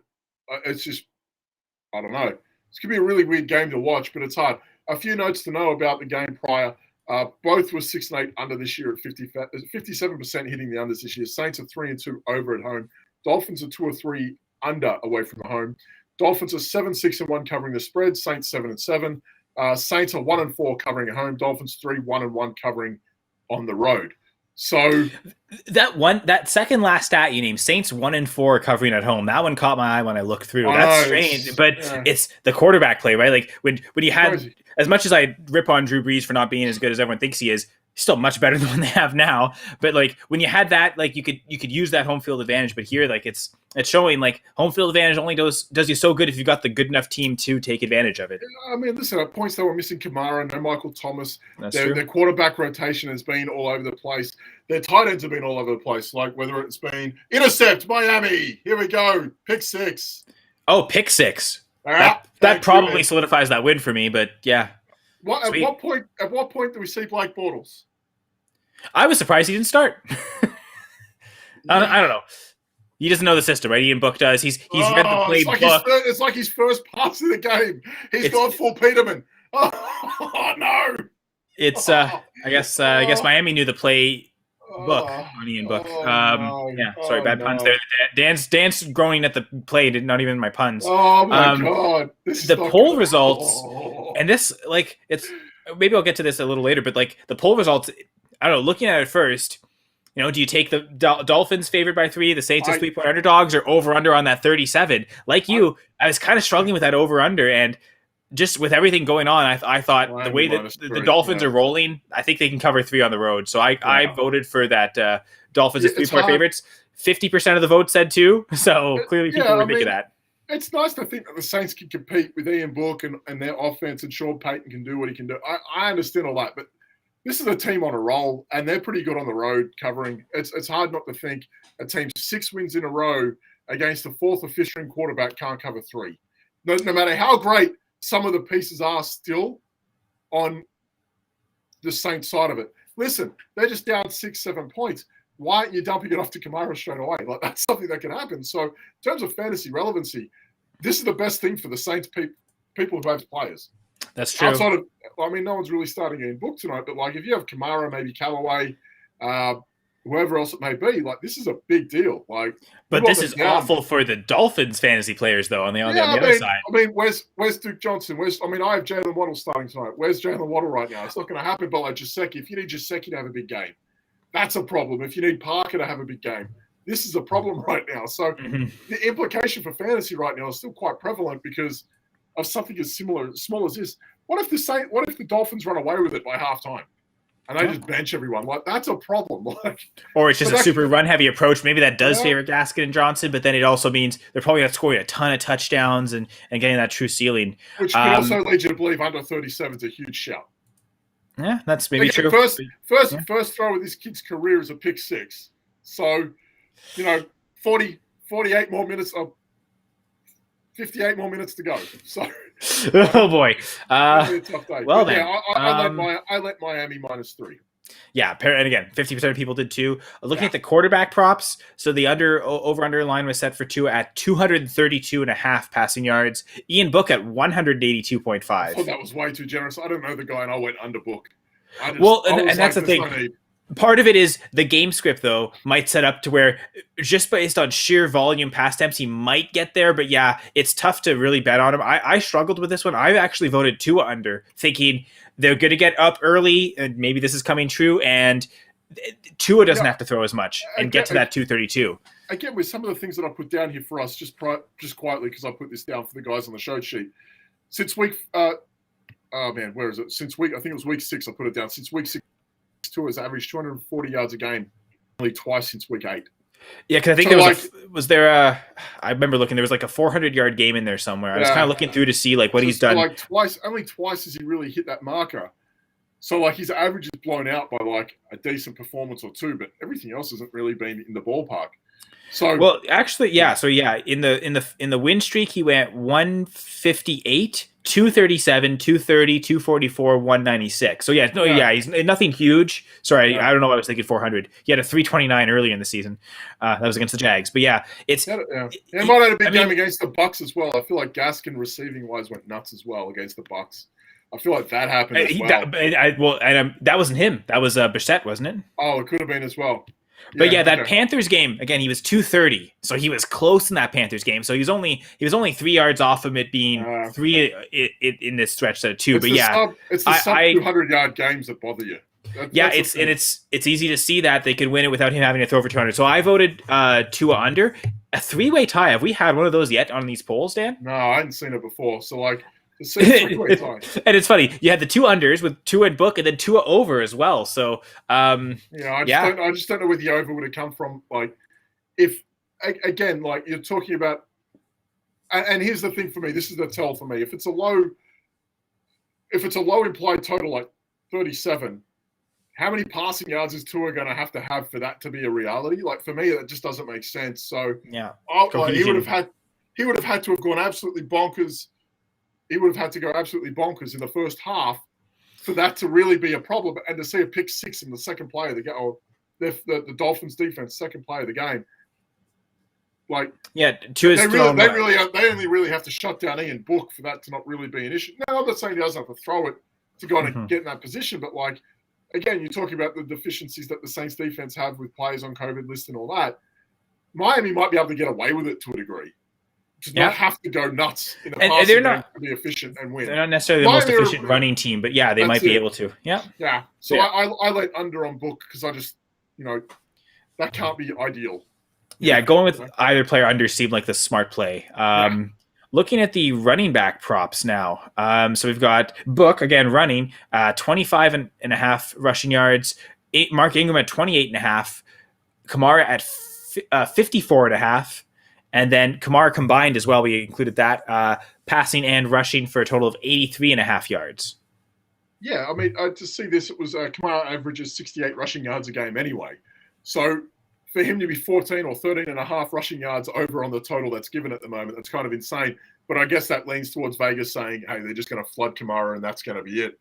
And on the poll, it was Kamara under on those rushing yards. And there's the other 2 players over. And there's a Dolphins sack right now. So, I mean, that's a problem. So, there's little things like that are going to go against the Saints. And I just thought Kamara, combined, I would have thought receiving-wise, he could end up rushing for 30 yards. And that might be it. But he could go 40, 50, 60 in the air. And that might be not to be too cocky, he could go 85 yards in the air, right? He could cover that all through passing. Or he could do it all through rushing. Listen, I feel like this was something we spoke about. I mean, I wasn't on last week's show, but the week before, I feel like we covered the Cardinals game, and we were talking about Kyler Murray about combined yards, where he might not get there passing, but with the rushing ability, he could get there pretty quickly. And he did. He got there by midway through the third quarter. He got over his total, and that was it. So when you see these combined yards, there's a reason why I put them in there. It's kind of get people to think, if it's only a 30, 35, 40 yard discrepancy between rushing and receiving, and you already know receiving wise he's about to cover that no matter what, there's no reason just to pile up and combined instead of either and or. Yeah, I mean that would give you more confidence to go. If I knew he was going to get there on combined yards, I'd probably double down and say, okay, Kamara receiving yards, there we go. So yeah, that's true. Yeah, no, that makes sense. Yeah, it's what do you do? Are you selecting either or? But it's clearly, ignore the rush and go for the combines. But if you can play both, then doubling down is a good idea. We're talking about the Dolphins about to get the ball again. Kamara's done nothing, and Book's been sacked, and he's trying to pick 6. So at some point, you've got to think. And this could just be the Dolphins giving their game plan up and saying, we're just going to give Kamara absolutely nothing, and making Book think and work. And it could be game over for the Saints before it gets going. And it looks like that way at the moment. 68% of people voted for Kamara over on those combined yards. It's funny though, because you'd almost think that Mark Ingram at 28.5, I kind of looked at this and went, man, and I look at it from all angles. I thought, if this blows up against the Saints, why aren't you throwing Ingram out there? Yep, no, for sure. I almost that would have been just because I like the combined ones so much, I voted Kamara as well. But that probably would have been my second choice. Would have been Ingram. Oh, yeah. Just because again, we don't know the book on book. Like, is he someone that is going to run? Like, can he get 21 yards easily, or is it's basically the Dolphins defense just going to not let him, and he won't be able to find ways to get that? For me, hypothetically, it's them saying Book's going to run for his life at some point. 25.5. Yeah, sorry. That's a lot of yards for a guy that like three yards less than like Ingram. 3 yards less than Ingram is pretty crazy to me. That's it. And like you got to think. I mean, he just got sacked, but he got sacked trying to escape. Like I kind of looked at that and went, I normally love. I'm the guy that loves like quarterback rushing yards. You guys know this already. It's you're trying to get the lowest total and go from there. I kind of feel like that's the easiest way to go. But I looked at that and went, that's a lot of rushing yards for a guy no one knows a lot about. Like, okay, he was all right. Where was he? Notre Dame, and that could be a thing in college. But you're talking about the Dolphins defense who are now 6 in a row. And this guy out of nowhere is going to go 20, 25, 26, 27 yards rushing. I don't know. That seemed a bit dodgy to me. Okay. He did. And again, Notre Dame. But I'm looking at this rate, he could get subbed off at halftime for Blake Bortles. That's also true. That would have been the reason, maybe more the reason to avoid him. I am just going to say, though, I'm looking at his college numbers. Rushing yards per game basically equal to Justin Fields. 33.7 rush yards per game. Justin Fields 33.3. So Book was actually 0.4 yards more. But college, again, that Notre Dame offense is naturally a good running thing anyway. There's a big difference between playing against the Miami Dolphins and North Dakota State Community College. There is a big difference that we have here where, like, okay, you can go 33 yards on one play. Like, there's a big difference. The Dolphins aren't messing around. Remember a year ago, and I understand they had some losses, but this Miami defense last year was one of the best in the league. They weren't a joke. And obviously, like, they had a lot of guys in free agency come over from the Patriots. They might have left and whatnot. It was like Van Noy and all those guys. But they are playing around the Dolphins. Like, this isn't a joke where you can get away with it 3, 4, 5 times a year in college and have those stats, like, blown up a little. They might not let him get away with that. This could be over before it starts for Book. Yeah, no, and I agree. So it really wasn't surprising to see Kamara get that much of the vote. But yeah, I think maybe the most surprising thing was that Ingram finished last. It was just nowhere. But again, he might not have a choice at this point. They could be right. They could at some point they might give it up and throw out Ty Montgomery. That's true too. Receiver props, if we want to get to that, unless you had something else to say. No, I feel like this was quite. I like the receiver props all around, but again, like I put them out there knowing that the Dolphins could blow this away, and that was kind of half the battle where. We'll get to that in a minute, but you have to pick one of them. I kind of like the under on all of them. Well, and that's frankly, this was one of the ones that was really difficult for me. Like, it was probably the hardest one for me to pick where I was going to vote. Yeah. So the options were Jalen Waddle, we'll go highest to lowest, 63.5 receiving yards. Devontae Parker next at 47.5. Mike Gesicki at 40.5, and then Traquan Smith at 32.5. But Dan, you put the under on the poll for that one. Yeah. The others were all over. Yeah. The poll winner was Waddle, 38%, Gesicki 32%. I did vote Gesicki. My reasoning, I looked through in the 14 games he's played this year. He's hit the over 11 times on that 40.5, and he's missed it by 3. But I noticed the 3 times he missed it, he didn't get even 20 yards. So it's one of those where if the game script doesn't call for it, they won't use him, and he won't hit the 40. But if it does, he's almost assuredly going to get it. So that's why I voted for that one. I felt that, okay, we don't know what, especially before the game. Like, I don't know what you've seen. Like, is Lattimore staying to the outside covering Parker? Or is he shadowing Waddle?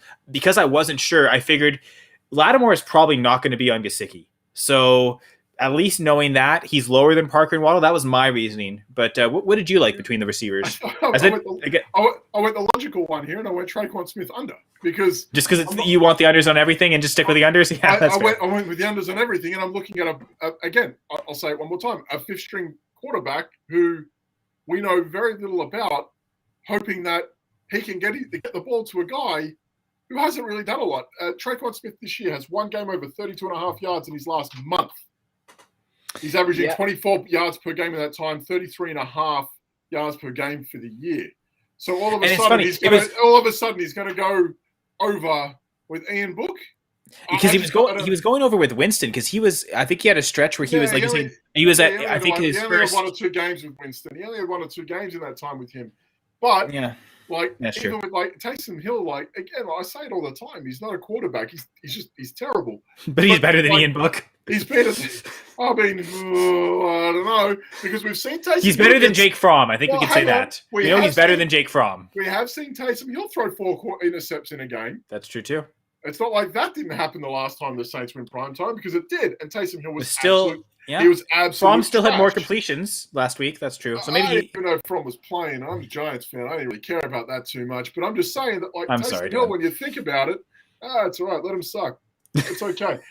All I'm saying is at that point, like, if with Taysom Hill in the last month, Traquan Smith has struggled, and he only had 1 or 2 games with Jameis Winston because Traquan Smith had a delayed start to the year. Mm-hmm. What are we asking for him to do with Ian Book? Like, it makes zero sense to believe that the over, despite being lower, is a possibility, because if we already know that Book's at 182.5, to think that 13, 14, 15% of the yards are going to go to Smith and not Kamara, who had the 63 with the over, makes no sense to me. I kind of went, well, yeah. I mean, and obviously, like, because I put the polls out, I'm privy to seeing the numbers as they're going along. So I can see where people are kind of edging either way. But for me, it's like, well, you're asking Ian Book to not only have 25 rushing yards, 180, like, we're talking about Ian Book having a combined total of over 200 against a team that's 6 on the trot. That makes zero sense, thinking that he can get it to Traquan Smith that well without being replaced by Blake Bortles. Like, I look at it from that perspective going, I think I'd rather hit the outside of Kamara with the combined. I kind of went, I just think I want to hit the unders on this, because this could be over pretty quick. And the Saints are in playoff contention. You know, unless they're playing like the Falcons, you're right. Unless they're playing for pride this week, where they feel like they have to compete for 4 quarters. Like, it makes zero sense at this point. Like, to try and run Kamara out there for 4 quarters with a game that could be over before it starts. Well, I think they still are in playoff contention. I could see. Well, yeah, I see them maybe doing it until. Yeah, you get if the game's out of hand, then yeah, definitely not. But I think they're still trying to win every game to try and do their best. They're not in shut down the season mode yet. But Mckenzie fumble. Okay, well, there you go. Oh, the Saints have hope. But yeah, no, but like, Dan, you made a bunch of good, like, game theory, logical reasons to take Smith, and you didn't even mention, like, the matchup. Like, regardless of what side he's on the outside, he's probably either facing Byron Jones or Xavier Howard, like, awful corner matchups that you'd want to avoid, right? So, like, you just add that into everything, and yeah, it makes logical on the Smith under. It probably made more sense than me going Gesicki, so good job. How many targets do you think Traquan Smith has to have to hit 30-odd yards? Like, that's what I looked at. I was like, man, this like, he has to not only beat his opponent, but hope that Book is accurate every time for this to be a reality. And I was like, well, I know a lot of people are going to like the overs, so I threw Smith under just to see if it would get any love, and it didn't. I was like, wow, that's interesting. Like, maybe, okay, people like the overs a little bit more on certain things, but yeah. I saw like the overs on Gesicki, like, okay, yeah, he's done it so much, like that really got me going. And like, you know, you justified it. I had the stats there on Jalen Waddle, like how well he's done in that period of time. But the Parker thing I caught too. I was looking through and noticed that, yeah, he hasn't had less than 42, but he did it twice. Twice he had 42 and would then hit those unders. So like, It turns out, but those are the only 2 times he hit those unders. So like, I don't know, fumble. Lindsay was all right, but okay, no, it's just one of those things where you're looking at it going, at some point you have to go, where do the unders apply? And if you're kind of leaning towards, well, Gesicki can go over, and Waddle can go over, and Parker can go over, you kind of tend to think, okay, so the Saints are going to struggle here at some point. If you're saying Ian Book is going to go under in his passing yards, you're implying that the Saints are struggling. If you're saying that Kamara can't hit the over on his rushing but might combine because of receiving, you're still implying that the Saints are going to struggle. Or at least be behind. They'll be trailing. At least be behind. And I know the idea or the romance behind, okay, well, they're behind, so they're throwing it more. Yeah, it's Ian Book throwing it more. Like, we have no idea what we got here. And we kind of go, Smith has been inconsistent at best with 3 other quarterbacks, including Simeon, Hill, and Winston. What do you think he's going to do right now? So I kind of just went, with the guy that's clearly been their 4th string quarterback. Like, he's clearly the 4th option. They prefer all those other guys. It's absolutely But okay, so this is great, not just for the Traquan Smith line, because again, we're talking about this after the game started, so clearly you can't bet on this advice now, so sorry about that, folks. But like this is good theory thinking for future lines. Like, how do you construct? You're making bets. Like, how do you make it all work logically? I think that's a really good discussion to have. The kind of the theory behind it, because this is something people can listen to that doesn't just apply to these particular bets on this particular Monday night, but for future games, not just on Monday night games we're doing, but any game really, and any sport. Like, just think of correlation no matter what sport you're betting on. I think it's relative to say that sometimes the best bet you make is the one that you don't, and that tends to be where you see the edge on what you're trying to do is. Like, if you already know that, like, all right, this game, it's prime time, it's under, and it's a team that, you know, I like watching the Dolphins. I think they could be really good over the next couple of years if they continue building on what they're doing. But it's also to say that, like, they've played the Jets, they've played, like, some teams like that, and they've been a little bit up and down. To think that they can go to New Orleans with a team that's been ravaged by COVID with a fourth or fifth string quarterback, but still, like, be a consistently level team is, I think, a tad naive as well. So you got to find where that edge is. Like, to say that Tua can do this, but he hasn't really, like, okay, maybe it's not Tua's night that he has to throw 200, 300 yards. Maybe it's not a night where Waddle has to go 60, 70 yards. It might not be that scenario where the second play of the game for the Saints is a pick six. That looks like a Jaceki. Oh my God, what is it? He just did a somersault. What are you doing, boy? He tried. No, he ran laterally. He tried to hurdle a guy. I thought it was a celebration after the play. He tried to hurdle a guy. No, he tried to hurdle and he didn't, and he somersaulted over him. Is he okay, or did he just screw the over there? No, he's all right. No, he's all right. He's fine. Well, he was thinking over, right? He clearly was thinking over. I mean, if he was running that's over, the sign. That was the sign. Thinking over, run forward, not sideways. Like, it doesn't make sense at that point. But, you know, I mean, it's just one of those things, right? Like, anytime you see, like, a backup, I liked Josh Johnson this week because I'd seen him with the Jets this year do it. He had a 30-point fantasy game. Uh-oh. It looks like a fumble and a recovery by the Dolphins. They just lost 20 yards. Who fumbled? Lindsey again, or? Oh, mate, if it Gaskin? is, mate, if you're someone that had to start Duke Johnson this week and Philip Lindsay is doing this, you would be having fits. No, it looks like Tua got sacked. Oh, okay. The fumble came out and the Dolphins recovered, but they lost about 10 yards on the play. But that's lucky because usually those sacks, that ball's going flying. The defenders are the ones running in that direction, not the offensive players. Imagine Duke Johnson having the game of his life last week, and then Philip Lindsay's getting the start. You'd be absolutely livid. It's Browns Duke Johnson all over again. Oh, he's doing great, but you know what? Let's try out Isaiah Crowell out there again. And in the dome, Jason Sanders from 48. Well, I didn't need that. So sorry, dude. Nah, it's all right. It's okay. So Waddle gets those catches. But yeah, thanks for catching us. Dan, if I'm not mistaken, you will not be with us next week for our season. No, I have a family obligation next week. Funnily enough, I am. That's it for me this year. I'm pretty happy about that. No more show sheets, no more polls. It was great. I had a taste of it last week while I was away with the kids. I had a taste of not doing it. It was fantastic. Yeah, I had to do the show sheet myself, and there were no polls. Sorry about that, folks. I got really lazy. Yeah, no, it's all right. You wouldn't have got around to it anyway.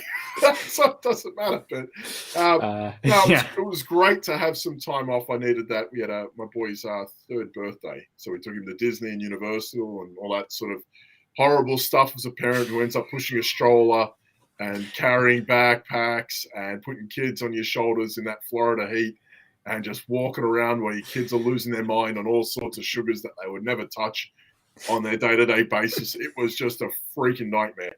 Essentially what I did, it's a great game plan for any parents out there. When you pack up early and then go take your kids to a pool, let them burn some energy in a pool, and while they're in the pool, just sink a few gin and tonics. Just to mellow yourself out and get back on their level as they start to unwind and lose as much energy as possible. It's a really good thing to do. Just let them burn energy in the water and just sink some booze. It's great. That seems like the play. I think my parents did that all the time whenever we went to like Canada's Wonderland. Although I generally... My parents used to say, it was a great vacation. I know this now because they were probably half blotto by the time like 7 o'clock rolled around. Half what? Yeah. What was that word? Blotto? Yeah, never heard that before. That's awesome. Go. Some Australian colloquialisms. Thank you. Go. Thank you for informing not just me, but our listeners and who have watched and stayed with us all late. Thank you, everyone. Blotto means blackout drunk. Blotto. Nice abbreviation. There we go. So we got that, but, do what you got to do. Sing some gins, let the kids swim. Maybe not at the same time, but, pace yourself. Let the kids run around, get some energy out, fall asleep. Everyone's happy. Yeah, Great vacation. The pool thing seems like a great move, right? Tucking them out by making them go to the pool. Like, oh, yeah, it's fun, the pool. And they'll be all excited for it. And then, so they swim out their energy. You look at like 4 o'clock, there's still half jazzed from like a little bit of whatever. Like we went to Harry Potter World. It was pretty cool. If you haven't been, it's amazing. But my kids don't drink soda, none of that sort of stuff. But like they had that like butter beer there, right? From the show, and they have that there or whatever. Oh. Yeah. My kids never touched the stuff in their life. My God, their eyes just shrunk. So like, how do you like contain that? Well, you don't want to leave them in a hotel room, throw them out the sun and the water and let them burn a bit more energy off. And you take the high road, have a few drinks, and just mellow out a bit. So game theory plans from Dan, not just with betting, but for parenting as well. Yeah, there's no pride in what I do. So yes, we also learned there's no such thing as pride. It doesn't exist. It's a false human construct that we have been imprisoned with. That sting you feel is just pride. Never mind that. Pulp Fiction, right? Right. Yep, that's true. Vin Rames, non-existent. Yep. That's the actor, Marcellus Wallace. Marcellus Wallace. Does he? Yeah. No.